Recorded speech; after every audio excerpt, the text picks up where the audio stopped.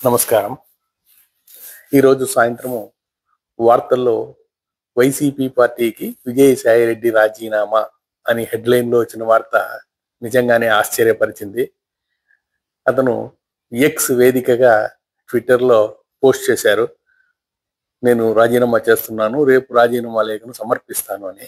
దీని వెనుక కారణాలైతే ఏమీ లేవు. నా వ్యక్తిగతము. నేనేదో వ్యవసాయం చేసుకోవాలని అనుకుంటున్నాను. ఇక మీదట రాజకీయాలకు స్వస్తి చెప్తున్నాను. ఇదే నా ఆఖరి ట్వీట్ అని కూడా అతను చెప్పారు. వైఎస్ జగన్ రాజకీయాల్లోకి రాకముందు నుంచి కూడా ఈ విజయసాయిరెడ్డి గారు అతనికి చాలా తోడుగా ఉండేటటువంటి వాళ్ళు.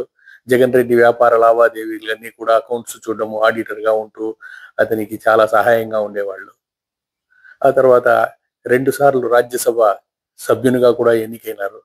ఇతను వివిధ హోదాల్లో వైసీపీ పార్టీలో పనిచేస్తూ జగన్ తర్వాత నెంబర్ 2 అని కూడా ఒకప్పట్లో ఈయన్ను అనేటటువంటి వాళ్ళు. ఆ తర్వాత ఎందుకనో మెల్లిమెల్లిగా రాజకీయాల్లో ఇతని హవా కొద్ది కొద్దిగా తగ్గుతా వస్తా ఉన్నింది. యాక్చువల్‌గా వీరికి 2028 వరకు కూడా రాజ్యసభ మెంబర్‌గా ఉండేదాని కోసం అవకాశం ఉంది. ఎందుకనో ఇతను రాజీనామా సమర్పించారు. అప్పట్లో ఆ మధ్య మూపి మూపినేని గారు, ఆ తర్వాత కృష్ణయ్య రాజీనామా ఇచ్చిన సందర్భంలో వీరు కూడా ఇస్తారు అన్న వార్తలైతే వచ్చాయి కానీ రాలేదు. వీరికి ముఖ్యంగా అమిత్ షాతో, రాజ్‌నాథ్ సింగ్‌తోను, తర్వాత ప్రధాని మోడీ గారితో కూడా ఇతను 10 సంవత్సరాలుగా న్యూఢిల్లీలో ఉంటూ వాళ్ళతో కలవడం వల్ల వాళ్ళతో సన్నిహిత సంబంధాలు బాగున్నాయి అనేసి అందరికీ తెలిసిన విషయమే. ఏమైనా బీజేపీలో చేరతారా? లేదా కేసుల నుంచి బయటపడే దాని కోసము బీజేపీ పార్టీని లో చేరి తన ప్రాబ్లమ్స్ ఏమన్నా సాల్వ్ చేసుకుంటాడా, అప్రూవర్‌గా మారతాడా అని రకరకాలుగా ఎవరికి తోచినట్లు వాళ్ళు చెప్పుకుంటా ఉన్నారు. ఏది ఏమైనా జగన్‌కు చాలా సన్నిహితుడు. వైసీపీ పార్టీకి వెన్నెముక లాంటి వాడు. వైసీపీ కష్టాల్లో ఉండేటప్పుడు జగన్‌కు దగ్గర నుండి ఉండి అన్నీ నడిపించినటువంటి వ్యక్తి. ఎందుకని ఇంత సడెన్‌గా ఇలాంటి నిర్ణయం తీసుకున్నాడు? దీని వెనుక కారణాలు ఏమై ఉంటాయి అన్నది మాత్రము మిలియన్ డాలర్ల క్వెషన్. బహుశా కాలమే దీనికి సమాధానం చెప్తుందేమో చూద్దాం.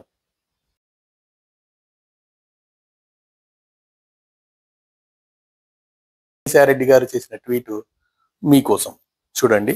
అతను ఏమంటున్నారంటే,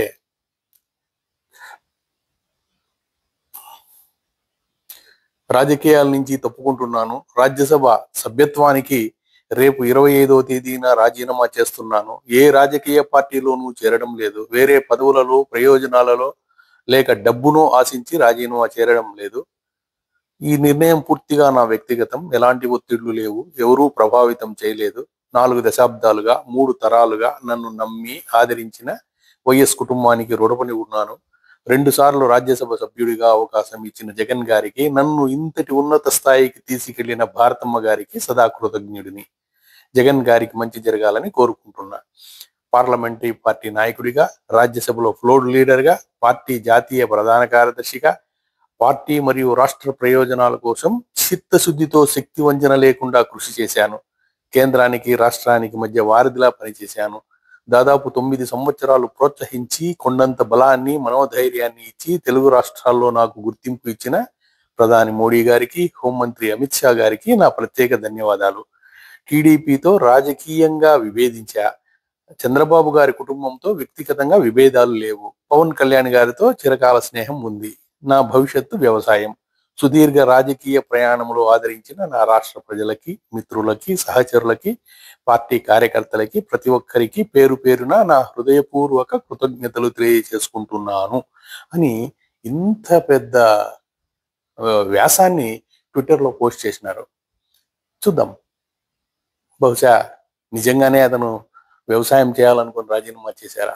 లేదా వేరే ఏదైనా పదవుల్ని ఆశించి, లేదా ఏదైనా ప్రయోజనాలను ఆశించి అతను రాజీనామా చేశారా అన్న విషయము కాలమే నిర్ణయిస్తుంది.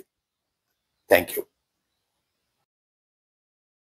సాయిరెడ్డి 1957 జూలై 1న నెల్లూరు జిల్లా తాళ్లపూడి గ్రామంలో జన్మించారు. ఇతడు చార్టెడ్ అకౌంటెన్సీ చదివిన పిమ్మట చెన్నై, హైదరాబాద్, బెంగళూరు నగరాల్లో సొంత వ్యాపార సంస్థను కూడా ప్రారంభించారు. తర్వాత కొన్ని జాతీయ బ్యాంకులకు కూడా బోర్డు సభ్యునిగా పనిచేశారు. ఆ తర్వాత ఓరియంటల్ బ్యాంక్ ఆఫ్ కామర్స్ డైరెక్టర్గా కూడా పనిచేశారు. ఆ తర్వాత రాజకీయాల్లో చేరారు. 2016 జూన్లో ఆంధ్రప్రదేశ్ నుండి వైసీపీ తరపున మొట్టమొదటిసారి రాజ్యసభకు ఎన్నికయ్యారు. రాష్ట్ర రాజకీయాల్లో వైసీపీకి చెందిన కీలక నేతగా మారారు. జగన్మోహన్ రెడ్డి పాదయాత్ర చేస్తున్న సమయంలో పార్టీని తన భుజస్కంధాల మీద మోసి జగన్ నమ్మకాన్ని నిలబెట్టిన నాయకుడు వీరు. సాయిరెడ్డి గారు వైఎస్ రాజారెడ్డి గారు ఉన్నప్పటి నుండి వైఎస్ ఫ్యామిలీ లావాదేవీలు చూస్తూ ఉన్నారు. ఆ క్రమంలోనే వైఎస్ రాజశేఖర రెడ్డి గారితో కూడా సాన్నిహిత్యం ఏర్పడింది. వైఎస్ఆర్ 2004లో ఉమ్మడి ఆంధ్రప్రదేశ్కు ముఖ్యమంత్రి అయినప్పుడు విజయసాయి రెడ్డి ఆర్బీఐకి ఎండి చేయాలని ప్రయత్నం చేసినా అది సాధ్యం కాలేదు. 2006లో సాయిరెడ్డి గారు టిటిడి పాలక మండలి సభ్యుడిగా నియమింపబడ్డారు. ఈ విధంగా వైఎస్ఆర్ ఆయన్ని 2006 నుంచి 2010 వరకు టీడీపీ బోర్డు మెంబర్గా కొనసాగేటట్టు చూశారు. ఆ తర్వాత వైఎస్ఆర్ హయాంలో జగన్తో కూడా మంచి స్నేహం ఏర్పడి జగన్ వ్యాపారంలోకి అడుగు పెట్టడంతో సాయిరెడ్డి గారి ప్రోత్సాహం ఉందని అందరూ అంటూ ఉంటారు. అవినీతి ఆరోపణల మీద జగన్ రెడ్డి 16 నెలలు జైలుకు వెళ్లిన సమయంలో సాయిరెడ్డి వైఎస్ భారతి గారికి అండగా నిలబడి జగతి పబ్లికేషన్ సంబంధించిన ఆడిటింగ్ మొత్తం అంతా కూడా చూసుకునేవారు. వైఎస్ఆర్ ఫ్యామిలీకి చాలా కావలసినటువంటి వ్యక్తి. 2011 మార్చిలో వైఎస్ఆర్సీపీ ప్రారంభించేసేటప్పుడు ఆ పార్టీలో చేరి విజయసాయిరెడ్డి ఆ పార్టీ సెక్రటరీగా కూడా పనిచేశారు. మొన్నటి 2024 ఎన్నికల్లో వైసీపీ తరఫున నెల్లూరు నియోజకవర్గం నుండి ఎమ్మెల్యే బరిలో దిగి ఓడిపోయారు. వీరి శ్రీమతి సునంద వీరి జీవిత భాగస్వామి. వీరికి పిల్లలు లేకపోవడంతో నేహ అనే అమ్మాయిని దత్తత తీసుకొని పెంచుకుంటూ ఉన్నారు.